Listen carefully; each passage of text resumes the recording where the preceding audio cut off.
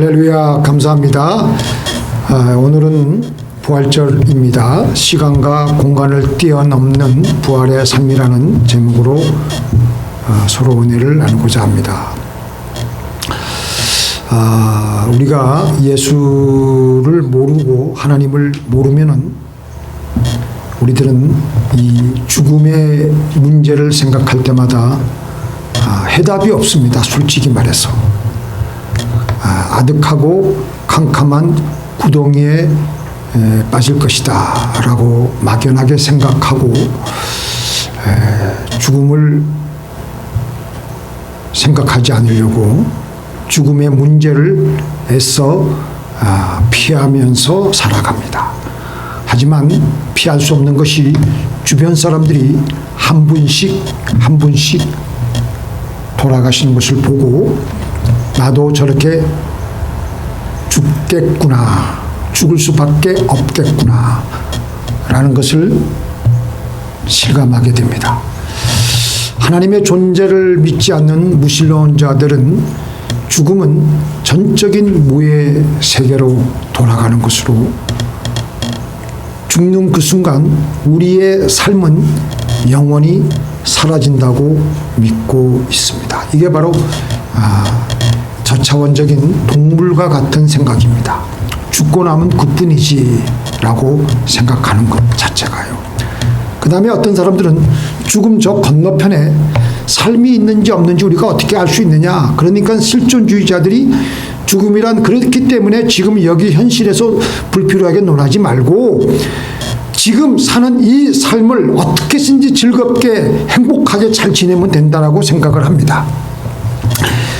지금 믿지 않는 대부분의 사람들은 이렇게 생각을 하고 살아갑니다. 어저께도 제가 인터넷 그 뉴스를 보니까 아마존 최고의 CEO가 우리 사람의 노화는 이거는 자연스러운 것이 아니고 질병이기 때문에 고칠 수가 있다고 생각을 하고 영원히 살 수 있다라는 그런 헛된 망상을 가지고 그렇게 사람들이 지금 여러 가지로 나름대로 과학적으로 의학적으로 연구를 한다고 합니다. 그 사람들은 운동을 한다, 음식을 잘 조절해서 먹는다, 온갖 방법을 다 동원합니다. 그 중에서 어떤 부자들은 지금 이 병에 걸려서 내가 죽게 되니까 자기 몸을 미리 냉동시켜 가지고 다음 세대에 아니면 그 다음 세대에 그 병을 치료할 만한 기술이 나왔을 때 그 냉동을 풀어서 다시 그때의 의술로 살아나 보려고 미리 냉동에 들어가는 사람들이 꽤 있다고 합니다. 이 사람이 이렇게 어떻게 쓰든지 이 땅에서 우리가 육신의 장막을 입고 있는 이 땅에서의 삶을 그렇게 연장하려고 발부둥 칩니다. 그런다고 해서 안 죽습니까? 우리는 이 땅에 태어나는 순간부터 매일매일 한 걸음씩 죽음에 이르는 그 순간으로 나아가고 있습니다. 이것을 막을 수 있는 사람은 한 사람도 없습니다. 그리고 이 죽음의 문제가 해결되지 않기 때문에 사람은 사람의 지성과 이성으로는 과학적으로도 이해가 안 되고 철학적으로도 명쾌한 답을 줄 수가 없습니다. 그런데 성경은 거기에 대해서 명쾌하게 설명해 주고 있습니다. 먼저 시간과 공간을 뛰어넘는 부활의 삶, 오늘 말씀 제목입니다. 죽음 이후의 우리들의 상태에 대해서 한번 성경은 어떻게 말씀하고 있나 한번 알아보겠습니다. 누가복음 16장에 보면은 부자와 거지 나사로의 이야기가 나오고 있습니다. 먼저 거지가 세상을 떠났습니다. 아무도 알아주지 않고 그냥 거적대기에 묻혀서 사람들이 아마 내다보려고 대충 시신을 수습했을 것입니다. 그리고 얼마 안 있다가 부자도 죽어서 돈이 많으니까 자손들이 그 부자가 죽었을 때 성대하게 장례를 치루어 주었을 것입니다. 그런데 저 세상에 가보니까 부자가 간 곳은 음붓고 지옥에 갔는데 그곳에서 그는 고통을 당하면서 멀리 보니까 먼저 간 이 거지 나사로가 아브라함과 그의 품에 있는 그 거지 나사로를 보게 됩니다. 근데 자기가 지금 그 지옥에서 고통을 당하고 있는데 얼마나 목이 말랐든지 막 멀리서 아버지 아브라함이여 나사로로 하여금 그 손끝에 물을 묻혀서 내 혀를 그 물을 뿌리게 해서 내 혀를 서늘하게 하여 주소서. 간절하게 얘기하는 겁니다. 자, 우리가 여기서 우리가 육신의 장막을 벗고 난 후에 우리의 영혼의 상태에 대해서 성경은 명쾌하게 얘기하고 있습니다. 갈증을 느끼고 아브라함을 쳐다보기도 하고 말도 하고 육체의 죽음 저 건너편의 세계에서 우리 영혼의 상태가 어떠한 것인가에 대해서 성경은 이렇게 말씀해 주고 있습니다. 이분 알렉산드 박사가 세계적인 유명한 뇌의학 권위자이자 신경외과 전문의입니다. 그러니까 그때까지만 해도 이 사람은 과학적인 것에만 공부하고 평생 연구를 해왔기 때문에 이 하나님의 이 부활한 신앙 그리고 죽음 이후에 뭐 임사 체험이나 이런 거에 대해서는 관심이 없었어요. 그런데 그가 어느 날 사후 세계의 체험을 통해서 그의 세계관이 그의 가치관이 송두리째 바뀌어버렸습니다. 2008년 11월 10일 새벽에 자기 집에서 등에 통증을 느껴가지고 우리 지금 박 목사님이 아프신데 그렇게 아마 그보다 더 심하게 통증을 느껴가지고 잠에서 깼는데 힘겹게 몸을 일으켜가지고 욕실에 뜨거운 물에 한번 허리를 한번 담갔는데 계속해서 통증이 시작되고 경련이 일어나면서 결국은 응급실로 아침에는 실려갔는데 그때 완전히 이 사람이 그냥 뇌 기능이 마비된 정지된 호막 상태까지 빠져버리게 되었습니다. 그래서 그 상태를 본 의료진들이 이거는 다시 소생하기 힘들다. 회복 가능성은 거의 없다고 진단했습니다. 바로 그때부터 이분 알렉산더 박사가 임사체험을 하는 거예요. 나중에 깨고 난 후에 그 사람이 쫙 얘기를 하는데 진흙으로 가득 찬 느낌의 암흑 상태에 한동안 머물다가 금빛, 은빛, 빗줄기를 퍼뜨리며 천상의 음악을 연주하는 둥근 물체를 통과해서 빛의 세계로 들어갔다. 싱그러운 녹음과 폭포, 꽃과 나비와 음악이 있는 그곳에서 말로 표현할 수 없는 충만함과 하나님의 조건 없는 사랑을 내 존재 자체가 다 경험했다. 그리고 난 다음에 깨어나 보니까 이분이 뭐라 그랬냐면 나는 내가 사랑하는 사람들에게로 돌아오게 돼 무척이나 행복했다. 하지만 내가 행복했던 또 다른 이유는 처음으로 정말로 내가 누구인지를 그리고 내가 살고 있는 이 세상이 어떤 종류의 세상인지를 이해했기 때문이다. 나는 내가 믿는 하나님을 비로소 알게 되었다. 하나님은 사랑이시다. 그것이야말로 천국에서 발견한 가장 중요한 것으로 내 행복의 근원이다. 하여튼 천국에 가서 얼마나 생생하게 체험을 했길래 그 썬다싱의 그 입신 체험에서도 그래요. 사람들이 처음에 그 영혼이 빠져나가서 천국에 갔을 때 자기가 죽어 있는지를 모르더라는 거예요. 한참 후에 자기가 먼저 돌아가신 분들의 그분들의 환송을 받고 야 너는 저기서 열로 온 거야. 자기는 그걸 믿을 수가 없는 거니까 한 일주일 정도 되고 나서 그때서야 아 내가 저기서 여기 일로 왔구나. 사도행전에 보면요. 유대인들이 사도 바울을 돌려쳐서 죽은 줄 알고 성문 밖으로 내던졌는데 제자들이 사도 바울의 다시 소생하기를 놓고 기도했습니다. 그때 사도 바울이 그 기적적으로 일어나가지고 다시 성문을 향해서 돌아갔는데 그때 그 사도 바울이 돌로 맞아서 죽어 있는 것 같은 그 상태에서 그 성경학자들은 그렇게 추측을 합니다. 삼층천을 그때 체험했을 것이라고. 그래서 사도 바울이 그때의 그 체험을 이렇게 얘기합니다. 무익하나마 내가 부득불 자랑하노니 주의 환상과 계시를 말하리라. 내가 그리스도 안에 있는 한 사람을 아노니, 그는 바로 자기 자신이에요. 그는 14년 전에 셋째 하늘에 이끌려간 자라. 그가 몸 안에 있었는지 몸 밖에 있었는지 나는 모르거니와 하나님은 아시느니라. 내가 이런 사람을 아노니 그가 몸 안에 있었는지 몸 밖에 있었는지 나는 모르거니와 하나님은 아시느니라. 그가 낙원으로 이끌려가서 말로 표현할 수 없는 말을 들었으니 사람이 가히 이르지 못할 말이로다.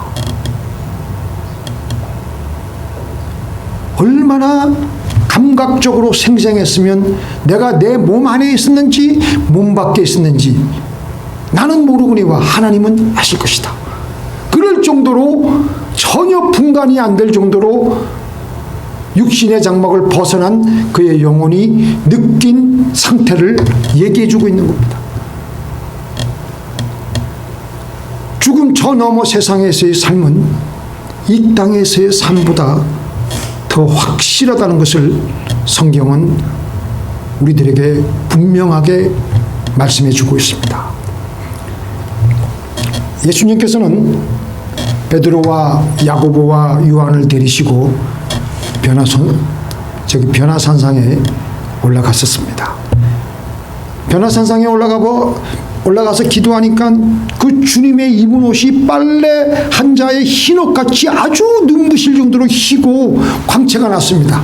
그러자 모세와 엘리야가 꽃이어서 나타나서 예수님이 꽃이어서 예루살렘에 올라가서 십자가에 못 박혀 죽을 것을 이야기하는 것을 베드로가 그걸 보고 너무나도 놀라고 감동해가지고 순식간에 주여 여기가 좋사오니 초막셋을 하나는 주님을 위해서 하나는 모세를 위해서 하나는 엘리야를 위해서 하십시다. 그렇게 얘기하는 거예요. 그러자 즉시 구름이 그들을 가리고 하늘에서 음성이 나서 말하되 이는 내 사랑하는 자요 내 기뻐하는 자니 너희는 저의 말만 들으라. 그리고 구름이 사라지고 정신 차려보니까 예수님만 그 자리에 남아 계신 거예요.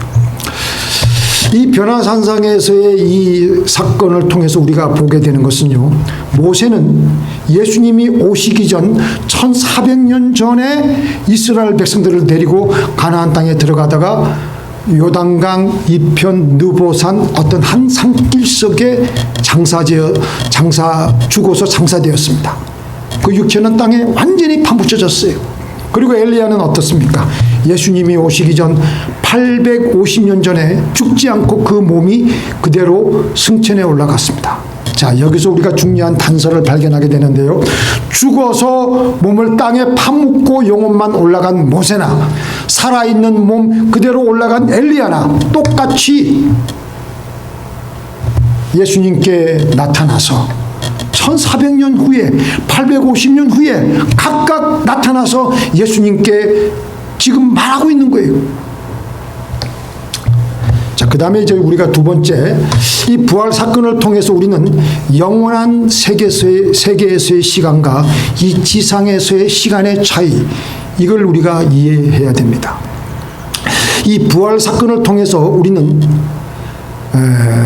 믿는 사람들은 우리는 어떤 날을 기다립니까? 앞으로 예수님이 재림하시는 날, 공중 재림하시는 날, 그날 마지막 날, 세상에 종말이 임하고 심판이 임하고 여러 가지 많은 사건들이 요한계시록에서 우리에게 말씀하고 있는데 순식간에 동시다발로 일어날 일들입니다. 우리는 그 마지막 날을, 그 하나님의 나라가 도래할 것을 믿고 우리는 살아갑니다. 그런데 우리는 그 마지막 예수님의 심판의 날, 공중 재림하시는 날, 그날을 우리는 알지 못합니다. 많은 이단들이 이 날을 하나님으로부터 계시받았다고 해가지고 안 좋은 일들이 많이 발생했지요. 하여간에 예수님께서는 지상에서 계셨을 때 그 당시 사람들에게 뭐라 그랬습니까? 하나님 나라가 가까웠다. 회개하라. 하나님 나라가 가까웠다. 또 사도 바울도 그렇게 얘기했죠. 하나님 나라가 가까웠다. 근데 그 말씀하셨을 때가 벌써 몇 년 됐습니까? 몇 년 됐어요? 2000년 정도 흘렀어요. 그러면 우리는 생각하기를 아니 사도 바울이나 주님이나 이게 잘못 말씀하신 것이 아니냐. 그런데 하나님이시며 모르시는 것이 없으신 하나님의 아들이신 예수님께서 왜 그렇게 잘못 말씀하셨을까? 왜 하나님의 나라가 그때 가깝다고 하셨을까? 지금도 아직도 공중재림이 일어나지 않으셨는데 우리는 그렇게 생각할 수가 있습니다. 가정에서, 이거는 가정입니다. 절대 이단이라고 생각하지 마시고, 가정에서 100년 후에 2122년 4월 17일 날에 예수님이 공중 재림하신다고 하고 그날이 마지막 종말이라고 생각을 하면요, 이제 그걸 가정하는 거예요. 제가 그날이 예수님이 오신다 안 온다 그 얘기가 아니라 예를 들어서 설명을 하기 위해서. 그러면 그동안 죽는 사람들이 있어요. 그죠? 작년에 돌아가신 분들도 계시고 재작년에 돌아가신 분들도 계시고 금년에 돌아가신 분들도 많잖아요. 근데 이제 2022년도 금년에 돌아가신 분들도 꽤 있어요. 근데 이제 금년에 돌아가신 분들이 금년에 돌아가시게 되면 그 100년을 어디서 기다려야 됩니까?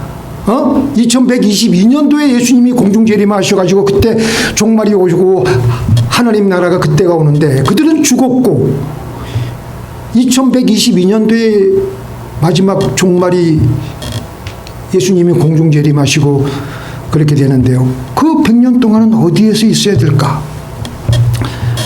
여기서 우리는 죽기 전에 이 땅에서의 시간과 죽은 이후에 하나님 나라에서의 시간이 차원이 다르다는 것을 우리는 이해를 해야 됩니다. 이 세상에서의 시간은 어떻게 돼요? 흘러가는데 일직선으로 흘러가요. 일직선으로.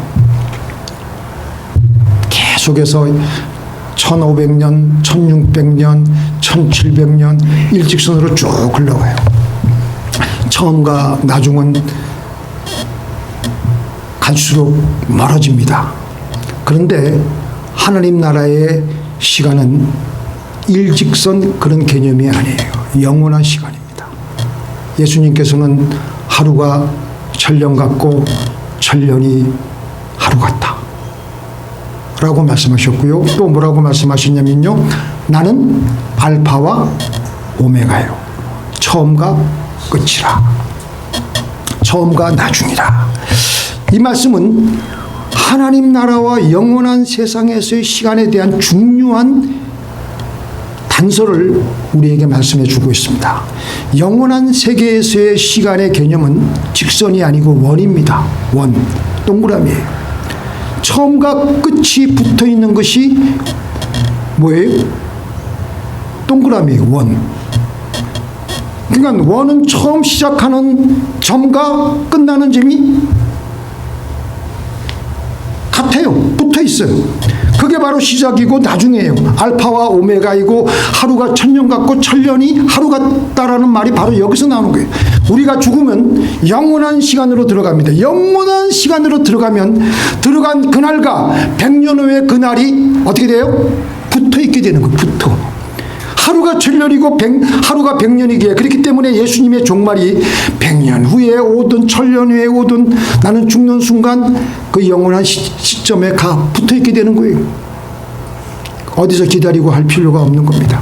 예수님의 종말, 심판과 영원한 하나님의 나라가 몇 년 후에 임하든 10년 후에 임하든 100년 후에 임하든 천년 후에 임하든 내가 죽는 순간 나는 그 자리에 닿게 되는 겁니다. 믿습니까? 그래서 예수님의 종말과 재림과 심판과 하나님의 나라가 내 죽음의 시간과 맞닿아 있는 거예요. 그렇기 때문에 우리의 종말은 가깝다고 얘기하는 거예요.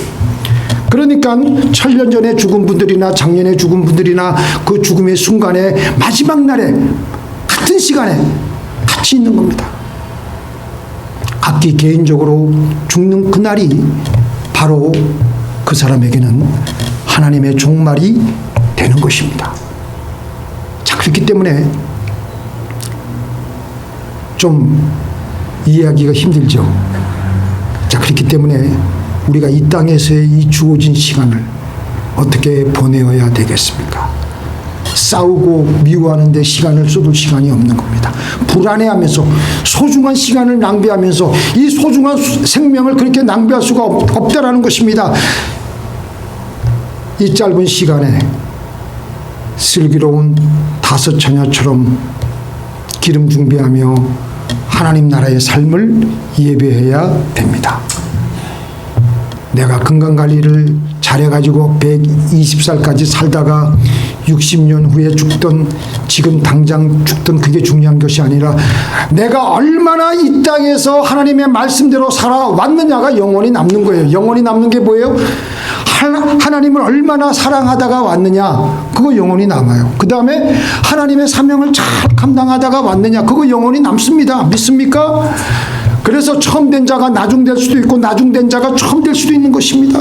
그렇기에 우리는 지금 하나님 앞에서 깨어서 하나님을 사랑하고 이웃을 사랑함으로 한 영혼이라도 더 데리고 하나님께로 데리고 오며 하나님의 말씀대로 살아가느냐가 가장 중요한 겁니다. 자, 그 다음에 부활 후에 신령한 몸을 입은 예수님은 지금 우리 이 지상에서 제한을 받는 공간의 제한을 받지 않습니다. 공간을 초월합니다. 신령한 몸은 공간적으로 아무리 멀리 있어도 아무런 문제가 되질 않아요. 예수님께서 부활하신 다음에 이 땅에 40일 동안이나 더 계시면서 제자들에게 나타나셨는데요. 부활 전에 그 육신의 몸이 아니라 신령한 몸을 입고 나타나셨습니다. 그 신령한 몸을 성경 말씀에서 보니까 살과 뼈가 있었습니다. 그래서 제자들에게 살과 뼈를 만져보라고 하셨습니다. 그리고 제자들과 같이 식사를 하셨습니다. 그런데 그건 똑같은데 그 다음에 우리와 틀린 것은 공간의 제한을 받지 않으셨어요. 나타나시고 싶을 때 나타나시고 물러가고 싶을 때 물러가시고 제자들이 무서워가지고 꽁꽁 문을 걸어 잠가도 그 공간을 그냥 통과해가지고 거기에 같이 전혀 공간의 구애를 받지 아니하시고 갈릴리에서 예루살렘에서 베다니로 종횡무진 누비시면서 제자들과 교제를 하시며 제자들을 마지막으로 가르치셨던 것입니다. 그런데 왜 우리가 이 예수님의 부활하신 몸에 우리가 왜 관심을 기울여야 되냐면요. 우리가 오늘도 찬양한 것처럼 예수님이 우리의 부활의 첫 열매이기 때문에 우리가 나중에 그날이 돼가지고 신령한 몸으로 되면 예수님과 같이 그런 몸이 되기 때문에 그래서 우리가 관심을 기울이고 그렇게 우리가 알아야 되는 것입니다. 자, 이런 신비스러운 몸을 가지시고 제자들에게 40일 동안 여러 번 나타나셨는데요. 먼저 베드로에게 보이시고 그 다음에 12제자에게 그 다음에 500여 형제에게 제자들에게 또 예수님의 동생 야고보에게 또 모든 사도들에게 그 다음에 바울에게도 나타나셨죠. 근데 이렇게 부활하신 후에 신령한 몸으로 나타나신 예수님은 하늘나라에서 특별 방문하신 겁니다. 십자가 고난 후에 바로 영광을 받으셨는데요. 바로 하나님의 보좌 우편에 올라가셨습니다. 그러니까 하늘나라에서 40일 동안 예수님은 더 출퇴근하시면서 이 땅에 필요하실 때마다 이 땅에 오셔가지고 제자들을 가르치시고 또 왜 그러냐, 하늘나라가 엄청 먼 것 같은데 예수님은 그 신령한 몸을 입은 예수님에게는 그 공간에 제한이 없으신 거예요. 전혀 관계없는 거예요. 그래가지고 이 지상으로 방문하셨는데요. 그러면 왜 하늘나라에 올라가셨으면 그냥 거기에 그냥 영광을 받고 계시지 왜 40일 동안 또 특별히 방문하셨는가? 우리가 이걸 잘 알아야 돼. 예수님께서는 자신이 부활하신 것에 대한 확증을 제자들에게 심어주시기 위해서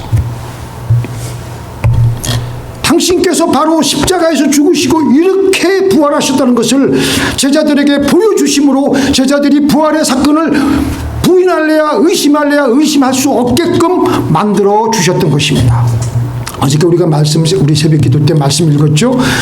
같이 읽겠습니다. 우리가 아직 죄인 되었을 때 그리스도께서 우리를 위하여 죽으심으로 하나님께서 우리에게 대한 자기의 사랑을 확증하셨느니라. 하나님은요, 하나님이 우리를 사랑하시는 거, 우리가 건성으로 넘어가길 원치 아니하십니다. 의심하기를 원치 아니하십니다. 하나님은 확증하기를 원하셨습니다. 확증하기를. 하나님께서 우리를 살리시기 위해서 인간이 되시고, 그 누가복음이나 이 마가복음서에 보면 예수님이 십자가에서 마지막 숨을 거두셨다. 하나님이 어떻게 숨을 거두세요? 하나님이 어떻게 죽으실 수가 있으세요? 어디 신화에 보면 신이 죽었다는 말이 나올 수가 있습니까? 그런데 하나님은 죽으셨어요. 왜냐하면 우리를 살리시기 위해서. 사탄이 보기에도 기가 찔릴 정도로 하나님이 우리를 사랑하시니까 그 사랑을 확증시키셨다고 말씀하시는 것입니다. 하나님이 우리를 보실 때 기가 막힐 정도로 우리는 사랑스러운 존재입니다. 우리가 뭘 잘해서, 우리가 뭐 해가지고, 이 땅에서 예쁜 짓을 해가지고, 우리가 아직 죄인되었지만 그러나 우리를 너무 사랑하시고 우리와 인격적인 교제를 나눌 수 있는 대상이기에 우리와 사랑의 교제를 하시길 원하셨기에 당신의 모든 것을 다 바치시고 우리를 목적 삼으시고 사랑하셨던 것입니다. 하나님의 존재 목적은 우리예요. 마찬가지로 하나님께서는 부활하시고 또 부활 후에 40일 동안이나 하늘나라에서 특별 방문하셔서 하신 것은 하나님이 이렇게 우리를 사랑하셔서 부활하셨다는 것을, 너희도 그렇게 살 것이라는 것을 확인시켜 주신 것입니다. 우리 마지막 같이 읽겠습니다. 시작. 사망아 너희 이기는 것이 어디 있느냐? 사망아 너희 쏘는 것이 어디 있느냐? 사망에 쏘는 것은 죄요, 죄의 권능은 율법이라. 우리 주 예수 그리스도로 말미암아 우리에게 이김을 주시는 하나님께 감사하노라. 세상을 향해서, 죽음을 향해서 우리는 포효할 수가 있는 겁니다. 사망아 너희 쏘는 것이 어디 있느냐? 내 삶 속에서, 내 일상에서 어떤 죽음의 그림자가 닥칠 때 우리는 사망아 너희 이기는 것이 어디 있느냐? 내 이 몸의 모든 아픈 구석은 사라질지어다. 포효할 수 있는 거예요. 포효. 부활의 영으로. 믿습니까? 어떤 죽음의 그림자도 이기며 절망을 딛고 나갈 수가 있는 것입니다. 우리 이제 어떻게 이 땅에서 살아야 되겠습니까? 하나님이 이렇게 우리를 사랑하셔서 십자가에서 죽으시고, 하나님은 그러나 우리를 위해서 기꺼이 죽으시기를 마다하지 않으셨습니다. 그리고 다시 부활하셨습니다. 자, 기도하시겠습니다. 전능하신